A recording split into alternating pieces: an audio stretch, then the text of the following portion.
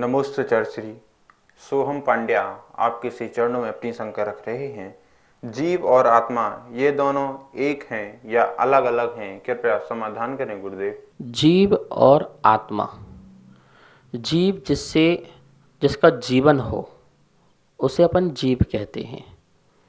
जीव जो प्राणों से जीता हो उसे जीव कहते हैं।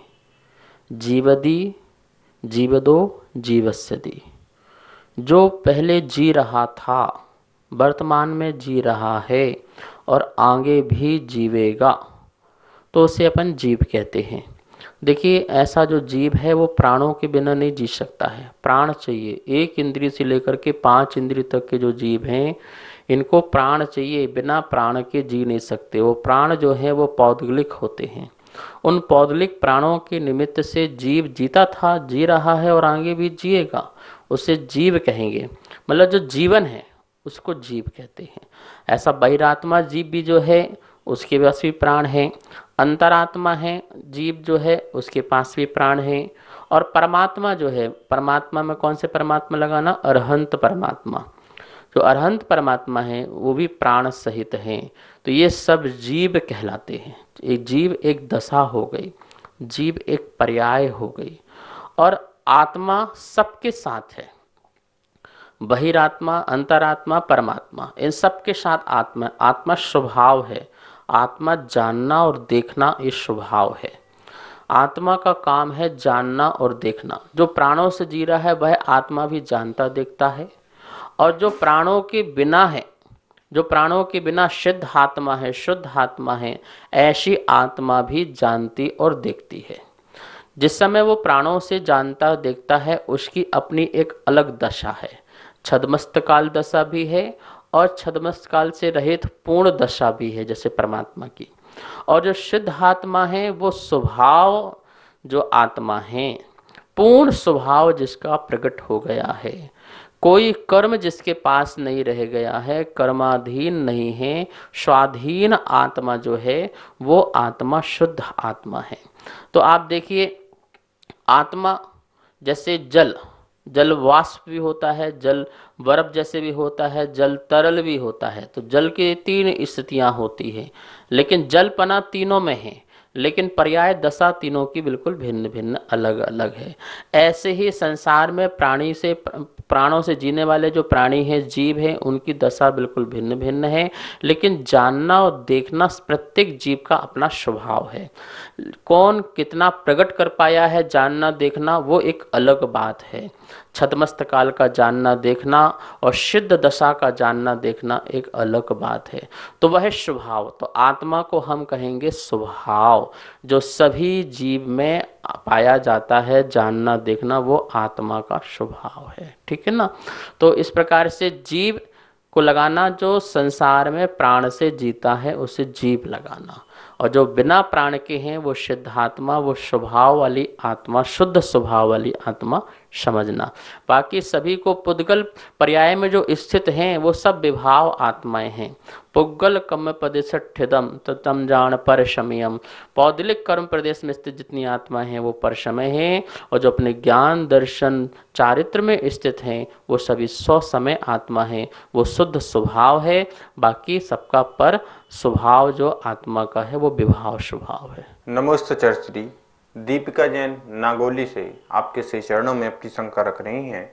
मैं स्वयं मैं की खोज करना चाहती हूँ, तो इसका सही तरीका क्या है गुरुदेव? कृपया मार्गदर्शन करें। मैं की खोज, यदि मैं को जान लिया तो खोज खत्म हो जाएगी।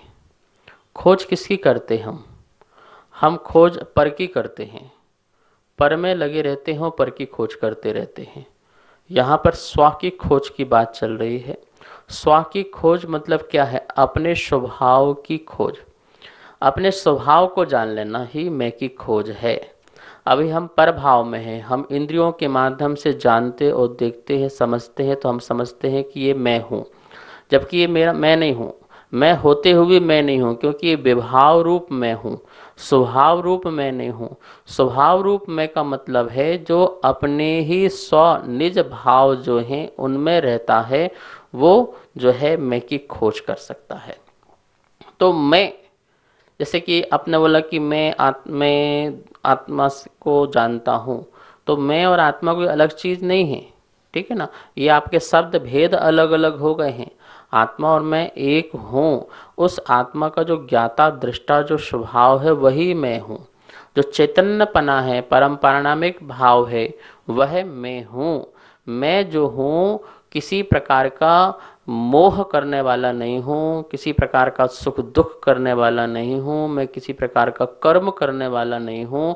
मैं सिर्फ शुद्ध चैतन्य स्वभाव वाला हूँ। इस प्रकार का जो अपने को श्रद्धान करना और उसी रूप सम्यक चारित्र में स्थित होकर के उसमें ध्यान करना, स्थिर हो जाना, उसका नाम मैं हूँ।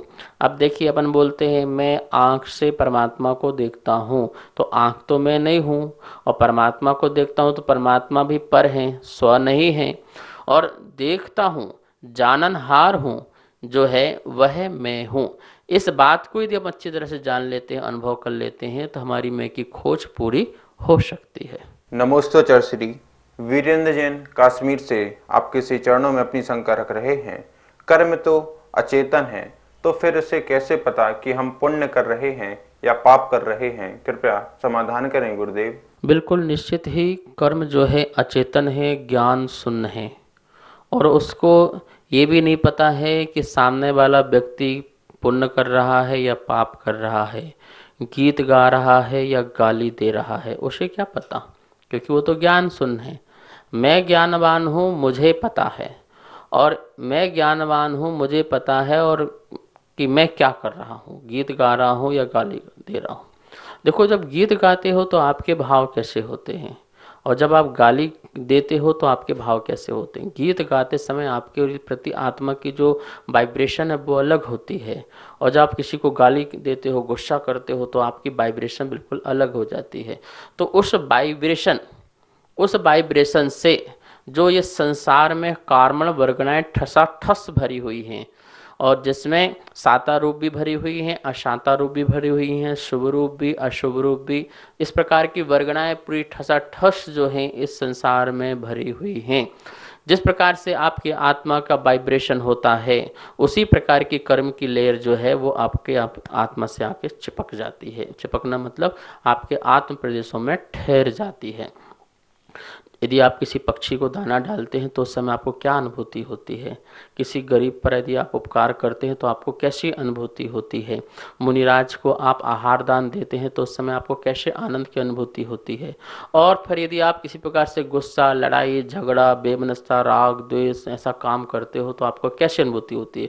उस प्रकार के आत्मा के कंपन से, वाइब्रेशन से, परिस्पंदन से उसी प्रकार की जो कर्म हैं हमारे आत्मा के साथ बनते हैं, जिसे हम डिवाइड कर देते हैं कि ये पुण्य रूप कर्म है और ये पाप रूप है। अच्छी वर्गणाएं आ जाती हैं तो वो हमको अच्छा फल देने का कारण बन जाती हैं, और जो बुरी वर्गणाएं आ जाती हैं तो वह हमारे लिए बुरे फल देने में कारण बन जाती हैं। उसे हम पुण्य पाप आदि में परिवर्तित कर देते हैं। नमोस्तोचर श्री अखिलेश जैन अजमेर से आपके श्री चरणों में अपनी शंका रख रहे हैं। हे गुरुदेव, हमें मनुष्य जन्म तो मिल गया, लेकिन इसको सार्थक कैसे करें? कृपया समाधान करें गुरुदेव। मनुष्य जीवन की सार्थकता भोग से योग की ओर जाने पर है, राग से विराग की ओर जाने की है। यदि हम अपने जीवन को सार्थक करना चाहते हैं तो हमें संयम और क्षमता की ओर बढ़ना चाहिए। जितना जितना हमारे अंदर संयम आता जाएगा, हमारी मनुष्य पर्याय सार्थक होती जाएगी। हमें श्रद्धान तो है देव शास्त्र गुरु पर, परमात्मा पर, भगवान पर, गुरु पर, आत्मा पर, लेकिन उसमें जो स्थिरता है, उसमें जो लीनता है, वो संयम के से ही आ सकती है। संयम, क्षमता, भाव आदि के परिणामों से आता है। तो हमें जो है मनुष्य जीवन को सार्थक करना है तो भोग विषयों में नहीं लगाना है, संसार के प्रति आसक्ति जोड़ना, हाय तौबा करना, ऐसे जीवन नहीं जीने का है। बिल्कुल नॉर्मल जीवन जी करके अणुव्रतों के साथ महाव्रतों को ग्रहण करने का भाव रखें। अपने जीवन में जितना आप आडंबर से रहित होंगे उतना ही आपका जीवन जो है सार्थक होगा, वरना मनुष्य और पशु में किसी प्रकार का अंतर नहीं हो पाएगा।